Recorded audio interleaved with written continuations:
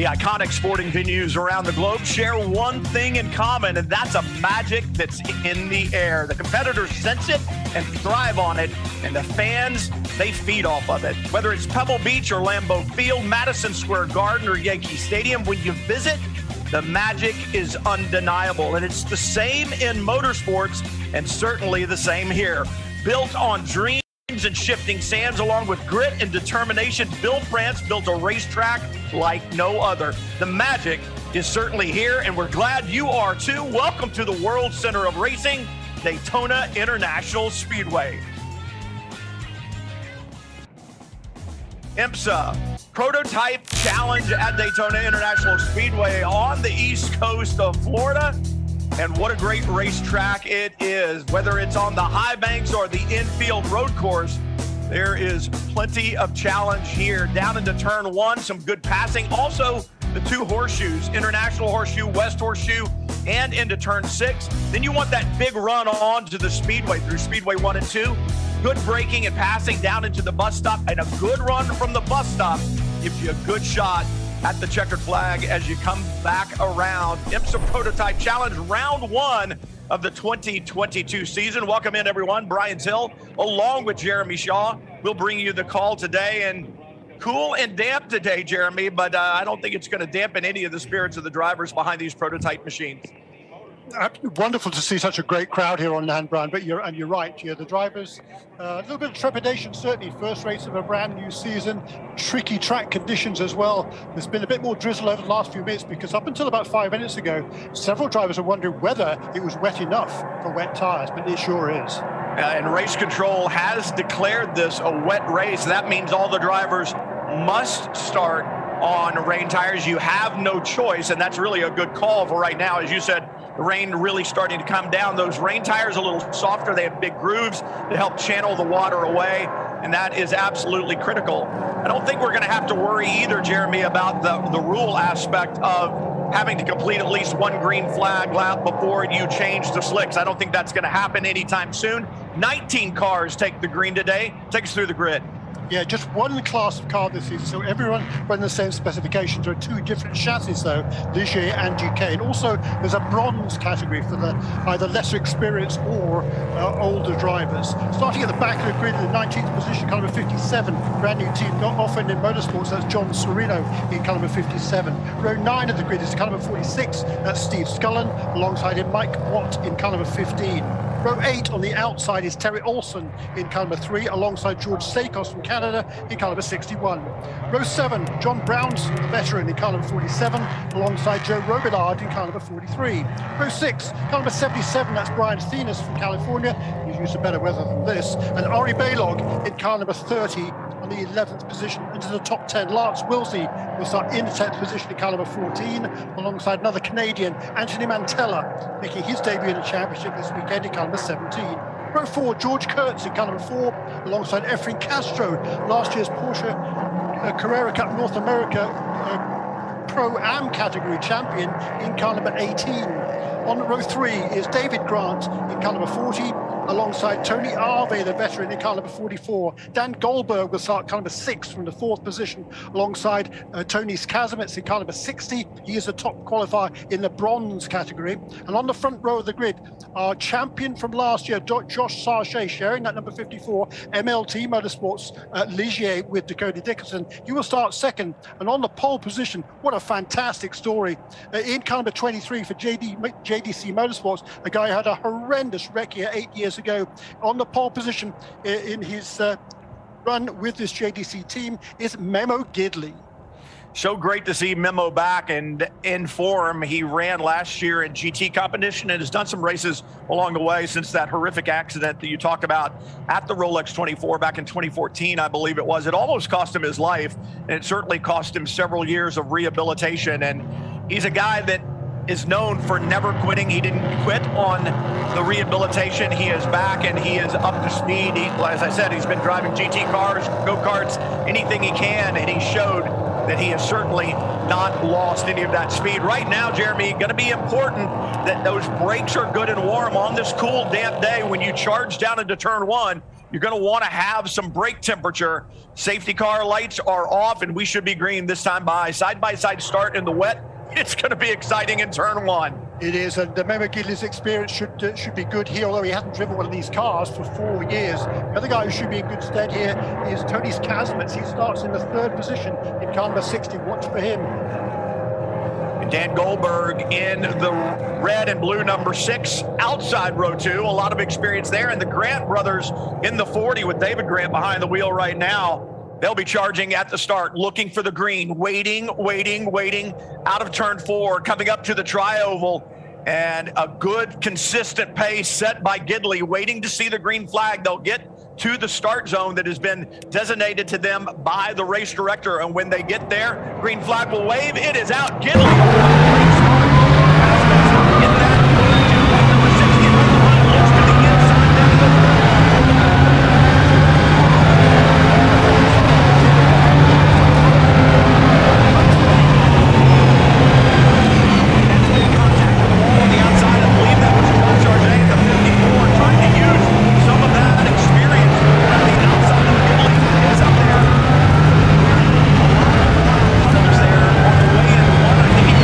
On the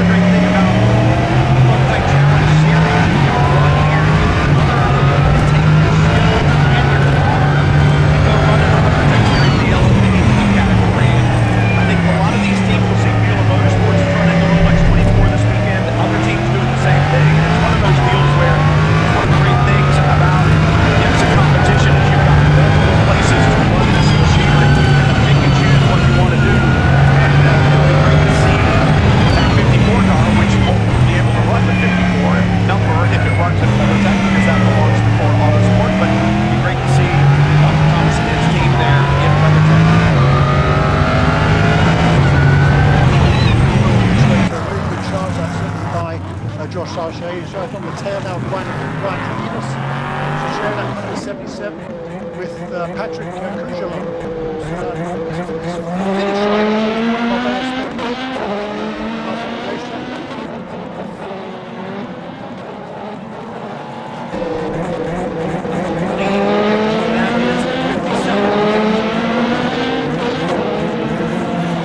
Brand new team to this type of racing.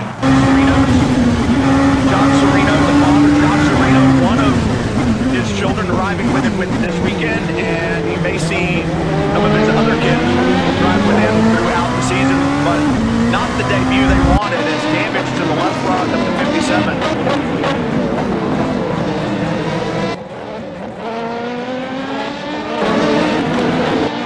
Interesting family story there, Jeremy, as far as the names of the children go and how they were named. If you don't think this is a racing family, run through the nicknames of John Serino's kids. Yeah, that's right. The eldest one is nicknamed Nigel because he was born in the Nigel Mansell Formula One World Championship in 1992. Second one nicknamed after Hansel. These are not their proper names, but these are names that are known out certainly within the family. The third son is known as Jacques, and the daughter is known as Senna. And all of them involved in this team, by the way. I believe Senna is going to be holding up the pit board for the team. She also does some PR for them as well. And the other two boys are both on over the wall during the pit stops. As soon as they get that fun, it doesn't look like they're good because John is out on that car. He's a former two-time national champion in the SCCA runoff competition, so he has a lot of success there. This is a completely different ball game, though, for the Serinos. They're from Tulsa, Oklahoma. And he's an eye surgeon, a very successful one, obviously. But like you said, I mean, this isn't just a group of people who said, hey, let's buy a race car and go racing. First of all, you have to have a certain level of experience to compete here, but they've done more than compete. The entire family has raced, and they've raced well, as you said. John, 2 national championships in SCCA. Josh has a strong SCCA record as well, so they have talent behind the wheel. But as you said, a completely different ballgame. John Serino will make a trip to the medical facility, as you always have to if you're involved in a collision. The car is stopped on the track, so they'll check him out. Meanwhile, that will get the field gathered up. And the question is, Leno, Jeremy,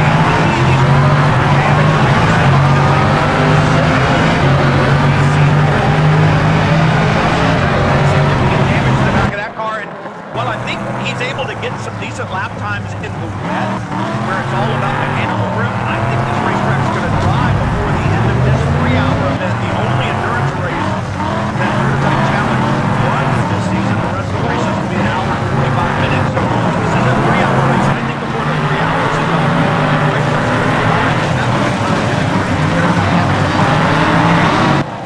That's right. I think they will come in now. Let's look at the success and damage. Back in the back again. Now with Josh Gibbs to the 7th position during his full course caution. Incidentally, there must have been a problem on that last lap right before we went.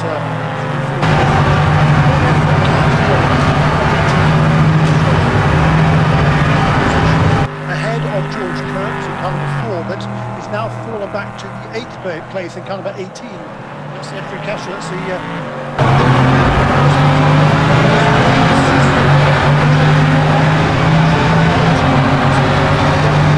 To win last year's championship, he was on pole position all 6 races.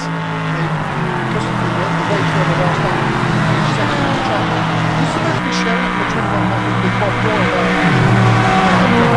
Well, whatever drama you can imagine they had during the qualifying session last night. Start off with clipping the Michelin RFID tyre reader.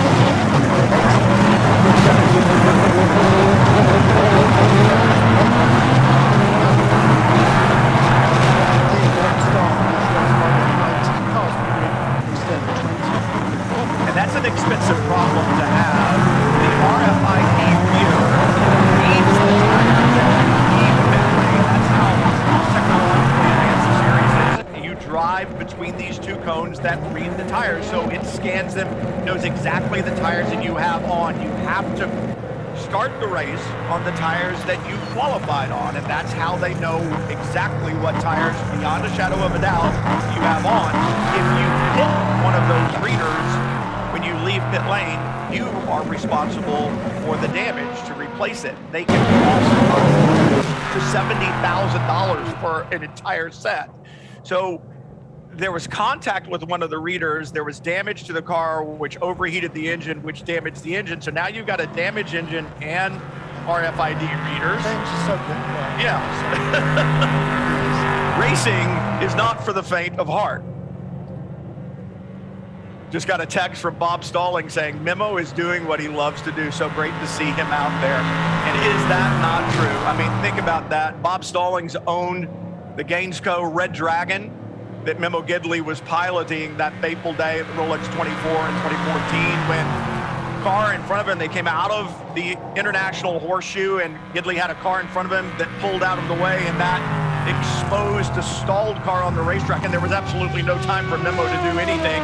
Hit that back of the car at full song, and it compressed the front of that Corvette Daytona Prototype all the way back into the driver's compartment. Extensive injuries to his lower extremities, his pelvis, his back, and that's why we talk about the comeback from Memo Gidley has been so impressive. I mean, I can't even imagine the workouts just to get back to strength, but beyond the workouts, the pain that comes with that, the pain that comes with the healing. I talked to him at Sebring last year, and he said, you know, I was so careful not to fall into the trap of relying on medication too heavily to help me with that. I didn't want to be one of those people that fall into that trap of getting hooked on and requiring and needing that to get back to where I needed to get. So, you know, I focused on being the best me that I can be and working out and using whatever natural remedies he can do to help. And it's a story of challenge, it's a story of determination, and it's a story of comeback. And that pole position was so important yesterday, along with the race wins that he had last year that you talked about behind the wheel of the Bentley. And now to see Memo Gidley on the front row here, starting from the pole and running up front, just so impressive. He's such an inspiration. I mean, his whole career has been about inspiring people. And, you know, for Memo, the glass is always half full. He went through some really dark days after that accident, and he couldn't even sit without insane pain. And you know, his now wife and his mum got him through it all. And he's just a great guy, and it's wonderful to see him running up the front again, just doing what he loves to do, which is drive racing cars. I mean, as you say, racer. He was in a go-kart this week. Very accomplished go-kart driver, particularly at Sonoma Raceway. He spends a lot of time up there. That's his home racetrack, and he'll be not in a racing car or coaching. He'll be something. He'll be at the wheel of his go-kart. There are a lot of drivers in the paddock this weekend who can be role models for the scouts that are here by the thousands this weekend, and Memo Gidley certainly one of those. Robert Wickens certainly one of those. When we talk about comebacks, the IndyCar driver paralyzed after that just amazing crash at Pocono several years ago. Wickens back in a car and racing competitively for the first time since that accident here this weekend in Michelin Pilot Challenge. And just another story, another inspiration for the youngsters to look up to. You don't have to have the big sponsorships and the big endorsements to be inspirational, and these guys are, and they are back at it. What did Memo Gidley learn in that first stint as he trails Kazimierz into turn one in the white 23 and 3 abreast? And I believe that's one of the Mueller Motorsports cars. That would be the 18, I believe it is, going around the high side into turn one, trying to pick up positions. Every Castro there, trying to make up some positions. Incidentally, after that pit stop with a flat tire, Tony Harvey, in kind of a 44, was able to stay on the lead lap. That's the Harvey Motorsports GKS kind of 44. It's a Ligier chassis, and Tony Harvey is back on the lead lap. So he, in that kind of a 44, is going to be charging his way through the field. That's a predominantly orange car, so watch out for that one during this race. Memo Gidley, go back to Memo though, Brian. Think about he he will be very mindful of the fact that Tony's Kazimierz, his co-driver, Lewis Hamilton, with the greatest of respect, isn't as quick as Tony's Renault's co-driver Alexander Marino, who's making his debut this weekend, a youngster. Lewis Hamilton, a youngster he is not, but he's a fabulous guy. He's a super enthusiast.